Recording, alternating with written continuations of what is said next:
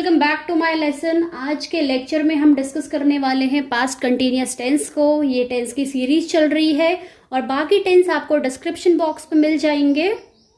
देखिए क्या डेफिनेशन है इसकी। It is used to show then an ongoing past action was happening at a specific moment of interruption और that two ongoing actions were happening at the same time. यानी कि past continuous tense होता क्या है, ये किस लिए use करा जाता है। बेसिकली यूज करा जाता है किसी एक्शन को शो करने के लिए जो पास्ट में किसी स्पेसिफिक टाइम पे हो रहा होगा जब तक उसमें कोई इंटरप्शन नहीं हुआ होगा। इंटरप्शन यानी रुकावट, जैसे रुकावट आती है वो एक्शन खत्म हो जाता है। या फिर कोई जब दो एक्शन साथ में चल रहे होते हैं पास्ट में, तब भी आप इसका कंटिन्यूअस का यूज कर सकते हैं। कैसे? जैसे मैं खाना बना रही थी, वह टीवी देख रहा था, तो दो ऑनगोइंग एक्शंस यानी साथ चलने वाले एक्शंस एक समय पर होना। तो ये तो सीख लिया कि क्या होता है टेंस। अब आगे चलते हैं, इसकी आइडेंटिफिकेशन की बात करते हैं कि ये क्या होता है। स्टूडेंट, इसकी आइडेंटिफिकेशन की कि आप कैसे पहचानोगे कि सेंटेंस हिंदी का है। देखिए, अगर किसी भी सेंटेंस के एंड में आपको क्या पता चल रहा था, तो इट मीन्स वो बॉय के लिए यूज हो रहा है, रही थी है तो गर्ल के लिए यूज हो रहा है, रहे थे हैं तो ऑल के लिए यूज हो रहा है। यानी कि किसी भी हिंदी सेंटेंस के अंत में अगर रहा था आएगा तो बॉय, रही थी गर्ल एंड रहे थे तो वे बाकी के लिए। कैसे? हिंदी सेंटेंस में देखिए, राम कल स्कूल जा रहा था, बॉय, सीता गाना गा रही थी, एक्शन पास्ट में हो रहा है, वे बाजार जा रहे थे, बॉय, गर्ल एंड ऑल। तो इस तरीके से इसमें सेंटेंसेस आते हैं। अब बात करते हैं सेंटेंस स्ट्रक्चर की कि सेंटेंस स्ट्रक्चर क्या होता है। अब बात करते हैं स्टूडेंट, अफर्मेटिव का रूल हमारा क्या कहता है। Subject plus was were V1 ING object. अब ये वॉज वर क्या चीज है, कहाँ यूज होने वाले हैं, समझिए। वॉज यानी आपका यूज होता है जब सब्जेक्ट सिंगुलर होता है, वर यूज होता है जब सब्जेक्ट प्लूरल होता है। और बाकी फॉर्मूला से तो वाकिफ हैं क्योंकि हम प्रेजेंट कंटिन्यूअस में पढ़ चुके हैं। Subject plus was were V1 ING object. Was किसके साथ? सिंगुलर, वर प्लूरल के साथ। अब इसको अप्लाई करेंगे इसमें।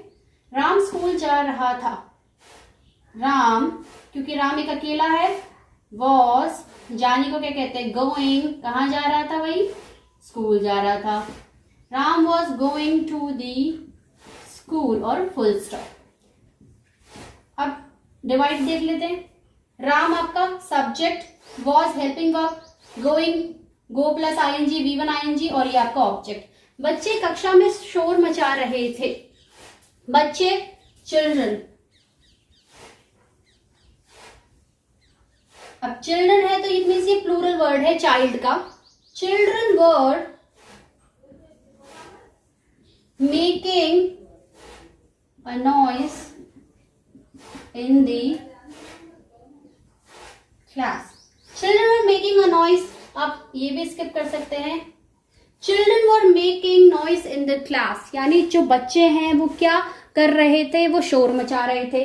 देखिए, subject, helping verb, main verb ING और ये पूरा आपका एक ऑब्जेक्ट की तरह प्ले रोल करता है।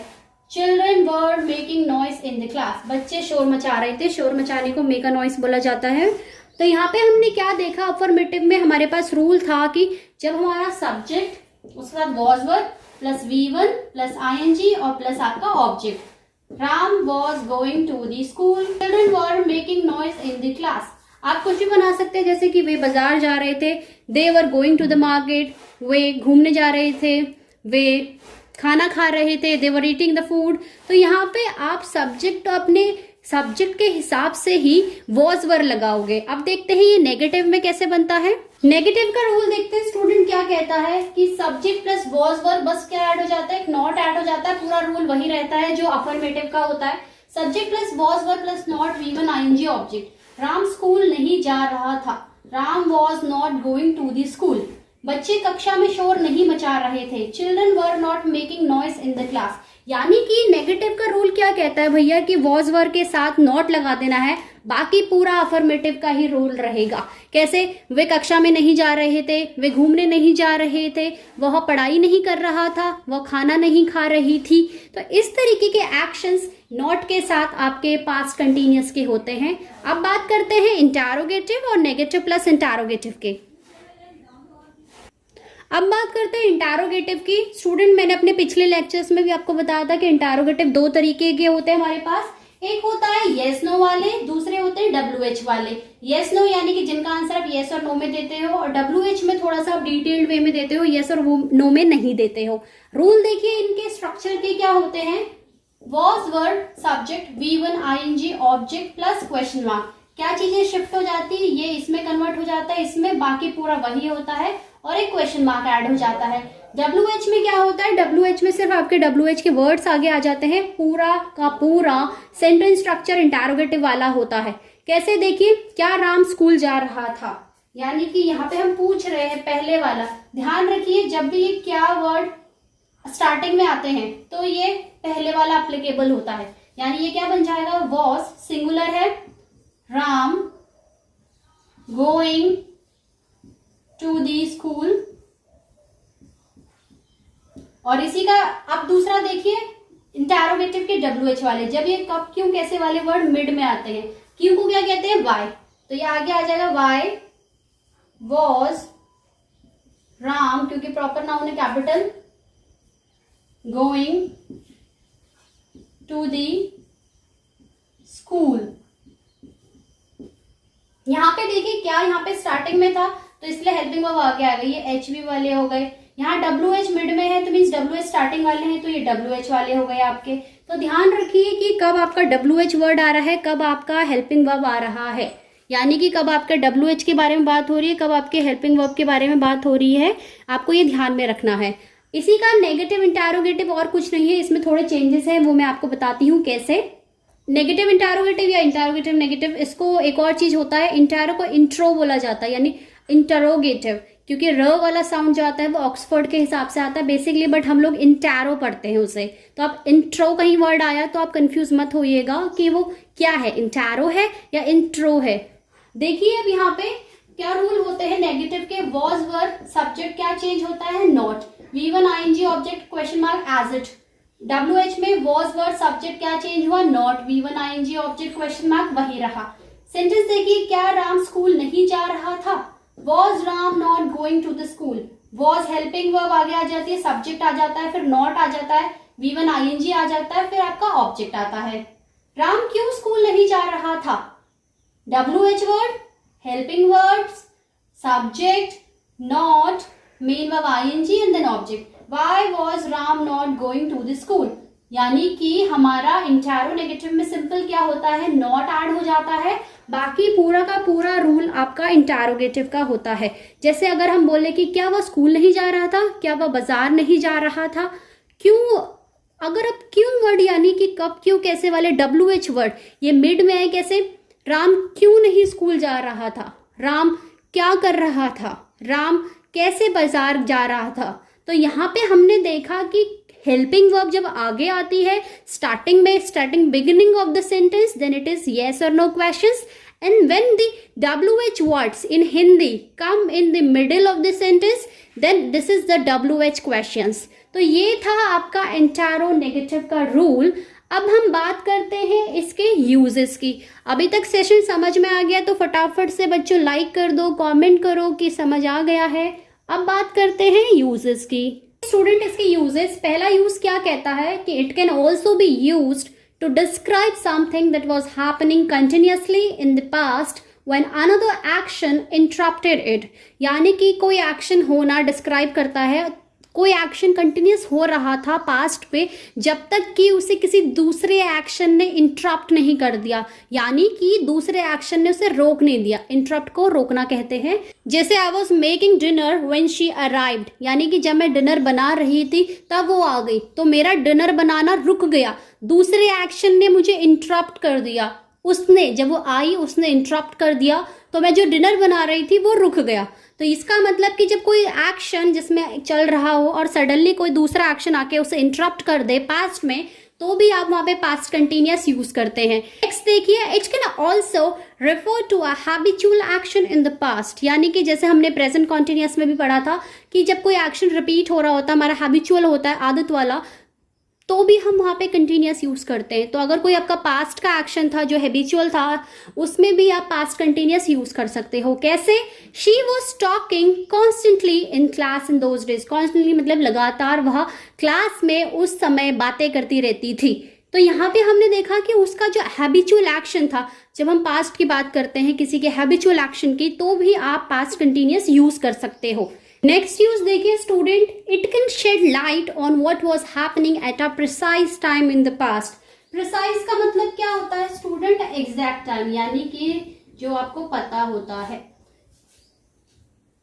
तो क्या करता है पास्ट कंटिन्यूअस? पास्ट कंटिन्यूअस आपको बताता है उस पर्टिकुलर टाइम पे, उस पर्टिकुलर टाइम यानी उस एग्जैक्ट टाइम पे लाइट डालता है, प्रकाश डालता है, जिससे कि आपको पता चलता है कि वो एक्शन कब हुआ था। जैसे at 6 o'clock I was eating dinner, यानी कि 6 बजे एग्जैक्ट प्रिसाइज टाइम आपको पता चल रहा है मैं क्या कर रहा था, आई वॉज ईटिंग डिनर, यानी किसी प्रिसाइज टाइम पे किया गए एक्शन पे लाइट डालना पास्ट में। Next, for something which happen before and after another action, यानी कि कोई एक्शन हो रहा था उसके साथ साथ में कोई और एक्शन भी होना। कैसे? The children were doing their homework, बच्चे अपना काम कर रहे थे। व्हेन आई गॉट होम, जब मैं घर पहुंचा। तो यहाँ पे हमने देखा कि कोई एक्शन बिफोर और आफ्टर, बिफोर मतलब बच्चे काम कर रहे थे पहले, और उसके बाद में घर पहुंचा, that is the after one. Next, to show that something continued for some time, यानी कि बताने के लिए कोई चीज कंटिन्यू चली थी, लगातार चली थी कुछ समय के लिए पास्ट में। जैसे एवरीवन वाज शाउटिंग, बहुत सारे चिल्ला रहे थे, सारे के सारे चिल्ला रहे थे, फिर वो बाद में चुप हो गए। We are talking about the past. My head was aching, एक वर्ड एक होता है आपका स्टूडेंट ACH, इसका मतलब पेन होता है, जैसे स्टमक एक, हेडेक, एयर एक, तो ये सारे आपके एक वर्ड मतलब होता है pain, ACHE। My head was aching, मेरा जो सर है वो काफी दर्द हो रहा था।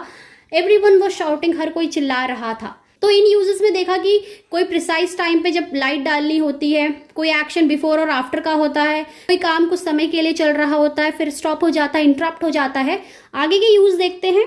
At the beginning of a story, यानी किसी भी कहानी के शुरुआत में, जैसे आप बताते हो कि ऐसा हुआ था कुछ साल पहले, मैं ये कर रहा था। Same, the other day I was waiting for a बस व्हेन, यानी कि अगले उसी दिन मैं बस का वेट कर रहा था, बस का इंतजार कर रहा था, और तभी, यानी जैसे कोई हम स्टोरी सुनाते हैं उसके शुरुआत में भी हम इसे यूज करते हैं, बिकॉज हम पास्ट का कोई इस किस्सा दूसरों के साथ डिस्कस कर रहे होते हैं। Next, to show that two actions were going on the same time in the past, यानी कि जब दो एक्शन एक साथ चल रहे होते हैं पास्ट में। कैसे? She was playing the guitar, वो गिटार बजा रही थी, प्ले मतलब खेलना नहीं, बजाने के सेंस में यूज हुआ यहाँ। She was playing the guitar while Ram was singing on stage, जबकि जो राम है वो स्टेज पे गा रहा था। वी वर सिटिंग आउटसाइड, हम लोग बाहर बैठे हुए थे। वाइल, वाइल एक टर्म आया है, इसका मतलब होता है स्टूडेंट की जबकि। While the planes were flying overhead, यानी कि जो प्लेन्स थे वो हमारे ऊपर से जा रहे थे। तो ये थे यूजेस। अब हम कुछ एक इंपॉर्टेंट और बात कर लेते हैं इस टेंस के बारे में। अब देखिए स्टूडेंट, ये इसका कंक्लूजन है, क्या लिखा है पहले पॉइंट में। अगर हम पॉइंट 1 की बात करते हैं, it is used when mentioning actions or events that happen at a specific time in the past which are generally no longer are happening now, यानी कि यूज करे जाते हैं किसी एक्शन को मेंशन करने के लिए, बताने के लिए कोई स्पेसिफिक टाइम पे, यानी एग्जैक्ट टाइम पे जो पास्ट में हुआ होगा, और जो नो लॉन्गर यानी कि वो अब नहीं हो रहा है। It gives a sense of order of events and when events of past happen relative to one another, यानी कि इसमें बहुत सारे एक्शंस एक साथ हो सकते हैं, और क्या हमें देता है? ऑर्डर ऑफ इवेंट्स, यानी कि एक के बाद एक का ऑर्डर जो पास्ट में हुआ होगा और वो आपस में एक दूसरे से रिलेट कर रहा होगा। एक और चीज स्टूडेंट मैं आपको बता दूं, ये जो वर्ड है वन अनदर, ये एक आपका रेसिप्रोकल प्रोनाउन होता है, इसका मतलब होता है कि एक दूसरा।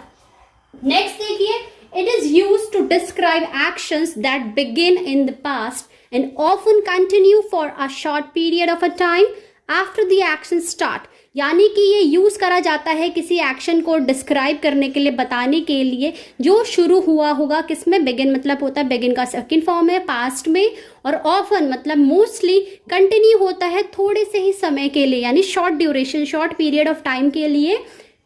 It describes an action or events that happen at a specific time in the past. ये और क्या बताता है? ये आपको बताता है कि कोई स्पेसिफिक टाइम पे कोई एक्शन हुआ होगा, वो कब हुआ होगा, कितने बजे हुआ होगा, यानी कि स्पेसिफिक टाइम के लिए कोई एक्शंस डिस्क्राइब करता है, एग्जैक्ट उसका बताता है कि वो एग्जैक्टली कब हुआ था। अब हमेशा की तरह 2 क्वेश्चन आप लोगों के लिए कमेंट सेक्शन में ज़रूर इसके आंसर दीजिएगा। क्वेश्चन है धोबी कपड़े धो रहा था, आपको इनको सिर्फ ट्रांसलेट करना है। राम खाना क्यों नहीं खा रहा था। तो ये 2 क्वेश्चन आपके लिए। अगर सेशन अच्छा लगा आज का तो फटाफट इसे लाइक कमेंट, और अगर आप चैनल पर नए हैं स्टूडेंट तो इसे सब्सक्राइब करना ना भूलें। मिलते हैं आपसे अगले लेक्चर पे। Thank you class.